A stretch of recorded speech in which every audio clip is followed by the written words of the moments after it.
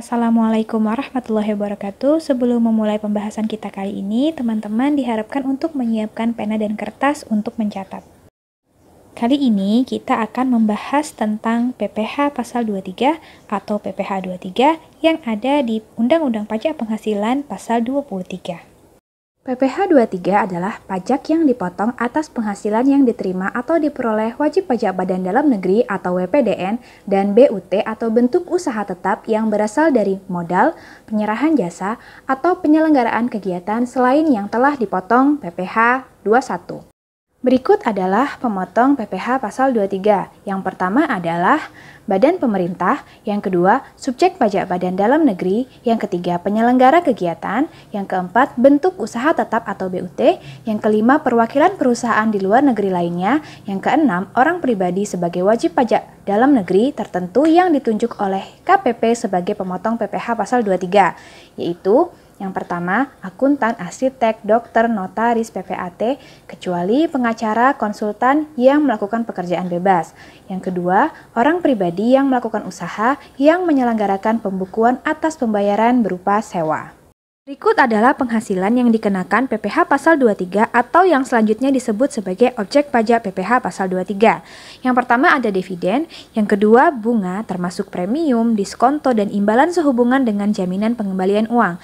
Yang ketiga royalti, yang keempat hadiah, penghargaan, bonus, atau yang sejenisnya selain yang telah dipotong PPh pasal 21. Yang kelima ada sewa dan penghasilan lain sehubungan dengan penggunaan harta. Yang keenam ada imbalan sehubungan dengan jasa. Ada beberapa jasa dan sangat banyak, contohnya ada jasa teknik, jasa manajemen, jasa konstruksi, dan jasa konsultan, serta jasa-jasa lain yang bisa kita lihat di PMK nomor 141-PMK.03-2015. Berikut adalah penghasilan yang dikecualikan dari pemotongan PPh pasal 23 atau non-objek pajak PPh 23 sesuai dengan pasal 23 ayat 4 Undang-Undang Pajak Penghasilan, yaitu yang pertama, penghasilan yang dibayar atau terutang kepada bank, kemudian yang kedua, sewa yang dibayarkan atau terhutang sehubungan sewa guna usaha dengan hak opsi, yang ketiga, dividen atau bagian laba yang diterima atau diperoleh perseroan terbatas sebagai wajib pajak dalam negeri, kemudian koperasi, badan usaha milik negara atau badan usaha milik daerah dari penyertaan modal pada badan usaha yang didirikan dan berketempat kedudukan di Indonesia, dengan syarat yang pertama, dividen tersebut berasal dari cadangan laba yang ditahan.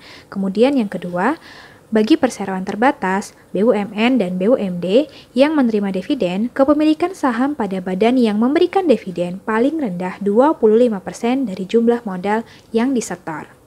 Masih tentang non-objek pajak PPh 23, yang keempat, yaitu bagian laba yang diterima atau diperoleh anggota dari perseroan komanditer yang modalnya tidak terbagi atas saham-saham, persekutuan, perkumpulan, firma, dan kongsi termasuk pemegang untuk penyertaan kontrak investasi kolektif. Kemudian yang kelima, sisa hasil usaha koperasi yang dibayarkan oleh koperasi kepada anggotanya. Dan yang keenam, penghasilan yang dibayar atau terhutang kepada badan usaha atas jasa keuangan yang berfungsi sebagai penyalur pinjaman dan atau pembiayaan. Nah, selanjutnya kita lihat gimana sih cara perhitungan PPh pasal 23? Untuk menghitung PPh 23, caranya adalah dengan mengalihkan tarif dengan dasar pengenaan pajak. Yang perlu diperhatikan adalah tarif serta dasar pengenaan pajaknya, karena ada dua tarif untuk PPh pasal 23. Nanti akan kita bahas selanjutnya. Ada dua tarif untuk PPh pasal 23, yaitu 15% untuk dividen, bunga, royalti, hadiah, bonus, serta penghargaan, dan 2% untuk imbalan jasa dan sewa. Untuk lebih jelasnya, kita akan bahas satu persatu tentang PPh 23 ini. Yang pertama, kita akan membahas tentang PPh 23 untuk dividen. Ada beberapa hal yang perlu diketahui sebelum kita menghitung PPh 23 untuk dividen. Yang pertama, jika dividen itu diterima oleh wajib pajak luar negeri, maka merupakan objek pajak PPh pasal 26 dengan tarif 20%. Kemudian yang kedua, bila dividen itu diterima oleh wajib pajak orang pribadi, maka merupakan objek pajak PPh final pasal 17 ayat 2C dengan tarif 10%. Yang ketiga, dividen yang diterima WP berbentuk koperasi dan berasal dari cadangan laba tidak ditahan, maka bukan merupakan objek pajak PPh pasal 23. Yang keempat, dividen yang diterima wajib pajak perseroan terbatas, BUMN, BUMD dengan syarat yang tadi sudah disebutkan di depan, yaitu bahwa dividen tersebut berasal dari cadangan laba tidak dibagi, kemudian pemilikan saham paling rendah 25%, maka bukan merupakan objek pajak. Jadi, di luar angka 1, 2, dan 3, dividen yang diterima oleh wajib pajak merupakan objek pajak PPh pasal 23. Kita langsung ke contoh. Pada tanggal 1 April 2020, PT Ubur-Ubur memberikan dividen sebagai berikut. Yang pertama, untuk PT Bikini Bottom dengan jumlah penyertaan modal 10%, jumlah dividen yang dibayarkan 10 juta. Kemudian yang kedua, PT Krabby Patty yang merupakan BUMN dengan jumlah penyertaan modal 26% dan jumlah dividen yang dibayarkan sebesar 35 juta. Yang ketiga, Tuan Squidward dengan jumlah penyertaan modal sebesar 15% dan dividen yang dibayarkan sebesar 20 juta. Dan yang terakhir adalah PT Patrick All Star dengan jumlah penyertaan modal 20% dengan jumlah dividen yang dibayarkan sebesar 28 juta. Berikut adalah cara perhitungan pajak atas pembagian dividen yang dilakukan oleh PT Ubur-Ubur. Yang pertama, PT Bikini Bottom dengan penyertaan modal sebesar 10% dan jumlah dividen 10 juta. Ini merupakan objek pajak PPh pasal 23, sehingga PPh pasal 23-nya dicari dengan mengalihkan tarif dengan DPP-nya, yaitu sebesar 10 juta, sehingga PPh 23-nya adalah sebesar Rp1.500.000. Yang kedua, PT Krabby Patty yang merupakan BUMN dengan penyertaan modal 26% serta jumlah dividen sebesar 35 juta. Ini bukan merupakan objek pajak PPh pasal 23 karena penyertaan modal PT Krabby Patty telah melebihi 25%, sehingga tidak dipotong PPh pasal 23.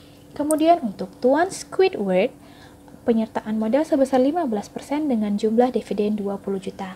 Ini bukan merupakan objek pajak PPh pasal 23, melainkan objek pajak final dengan tarif 10%, sehingga pajaknya akan menjadi 10% dikalikan dengan 20 juta menjadi 2 juta rupiah. Untuk PT Patrick All Star dengan penyertaan modal 20%, dividen sebesar 28 juta. Ini juga merupakan objek PPh pasal 23, yaitu penghitungannya adalah sebesar 15% dikali 20 juta, sehingga hasilnya adalah 3 juta rupiah. PPh 23 ini dipotong oleh PT Ubur-Ubur. Selanjutnya, kita akan membahas PPh 23 untuk bunga. Ada beberapa hal yang perlu diketahui dan perlu diingat. Yang pertama adalah jika bunga diterima oleh wajib pajak luar negeri, maka ini merupakan objek PPh pasal 26 dengan tarif 20%. Kemudian, untuk bunga berupa bunga obligasi atau diskonto obligasi yang diperdagangkan di Bursa Efek Indonesia, maka akan dikenakan tarif pajak final sebesar 15%. Untuk bunga yang dibayarkan oleh nasabah kepada bank, ini dikecualikan dari pengenaan PPh atau bukan objek pajak. Untuk yang selanjutnya, bunga yang dibayarkan oleh bank kepada nasabah merupakan objek pajak PPh final dengan tarif 20%. Untuk bunga yang diterima oleh anggota koperasi atas simpanan di koperasi dengan jumlah yang tidak melebihi 240.000 sebulan, dikecualikan dari pengenaan PPh atau bukan objek pajak. Yang selanjutnya, bunga yang diterima oleh anggota koperasi atas simpanan di koperasi dengan jumlah melebihi 240.000 sebulan akan dikenakan tarif final sebesar 10%. Untuk bunga yang tidak termasuk poin 1 sampai dengan poin 6, maka merupakan objek pajak PPh pasal 23. Langsung ke contoh perhitungan, yaitu PT Telolet membayarkan bunga sebesar 10 juta atas pinjaman pada PT Omdo. Hitung PPh 23 atas bunga yang dibayarkan oleh PT Telolet. Sangat gampang, kita hanya mengalihkan tarif dengan DPP-nya. Tarif sebesar 15% dikalikan dengan DPP-nya sehingga PPh 23-nya menjadi Rp1.500.000. Perlu diketahui bahwa PPh 23 ini dipotong oleh PT Telolet. Contoh selanjutnya yaitu masih PT Telolet menerima bunga atas deposito di Bank Jali sebesar 8 juta rupiah. Untuk PPh 23-nya, maka tidak dipotong PPh 23, melainkan dipotong PPh final sebesar 20%, sehingga hasilnya adalah Rp1.600.000 dipotong PPh final. Selanjutnya kita akan membahas tentang PPh 23 atas royalti. Langsung ke contoh, yaitu PT Pelangi memberikan royalti pada PT Lima Tamu atas merek dagang baju yang digunakan oleh PT Pelangi sebesar Rp30 juta. Untuk perhitungan PPh pasal 23-nya, kita tinggal mengalihkan tarif dengan DPP-nya, yaitu 15% dikali dengan 30 juta, sehingga PPh pasal 23-nya menjadi Rp4.500.000. PPh ini dipotong oleh PT Pelangi. Next, untuk PPh 23 atas hadiah. Adalah beberapa hal yang perlu diketahui tentang hadiah. Yang pertama, ketika hadiah itu merupakan hadiah undian, maka merupakan objek pajak PPh final dengan tarif 25%. Yang kedua, ketika hadiah penghargaan tersebut diterima oleh wajib pajak orang pribadi, maka akan menjadi objek pajak PPh pasal 21 dengan tarif pasal 17 atau tarif pajak progresif. Yang ketiga, jika hadiah diterima oleh wajib pajak luar negeri selain bentuk usaha tetap, maka menjadi objek pajak PPh pasal 26 dengan tarif 20%. Dan yang terakhir, ketika hadiah undian diterima oleh wajib pajak badan, maka ini termasuk objek pajak PPh pasal 23 dengan tarif 15%. Sehingga untuk hadiah yang terpotong PPh pasal 23 adalah ketika hadiah tersebut diterima oleh wajib pajak badan. Langsung ke contoh, PT Mamah Muda menerima hadiah atas perlombaan balap karung di festival ulang tahun PT Dudu senilai Rp10 juta. Hitung PPh 23 atas hadiah tersebut. Kita hanya tinggal mengalihkan tarif dengan DPP-nya, yaitu sebesar 15% dikalikan dengan 10 juta, sehingga PPh 23 atas hadiah yang diterima oleh PT Mamah Muda adalah sebesar Rp1.500.000, dan PPh 23 ini dipotong oleh PT Dudu. Next, kita akan membahas tentang PPh 23 atas jasa. Perlu diketahui apabila imbalan jasa diterima oleh wajib pajak orang pribadi, ini merupakan objek pajak PPh pasal 21 dengan tarif pajak pasal 17 atau tarif pajak progresif.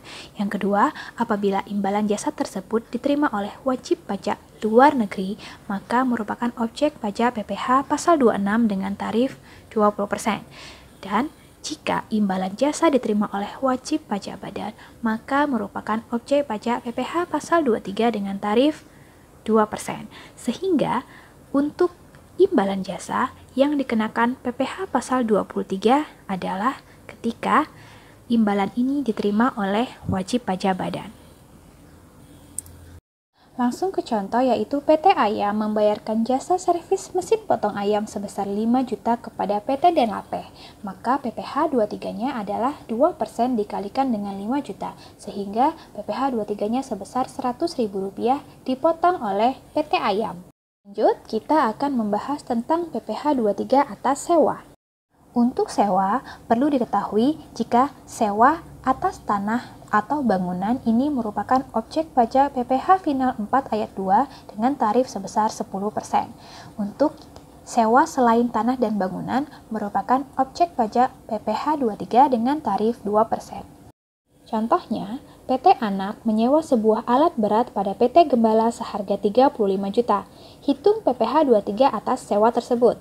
Jawabannya masih sama, PPh 23 dihitung dengan mengalihkan tarif dengan DPP, yaitu 2% dikalikan dengan 35 juta, sehingga PPh 23-nya adalah sebesar Rp700.000 dan dipotong oleh PT Anak.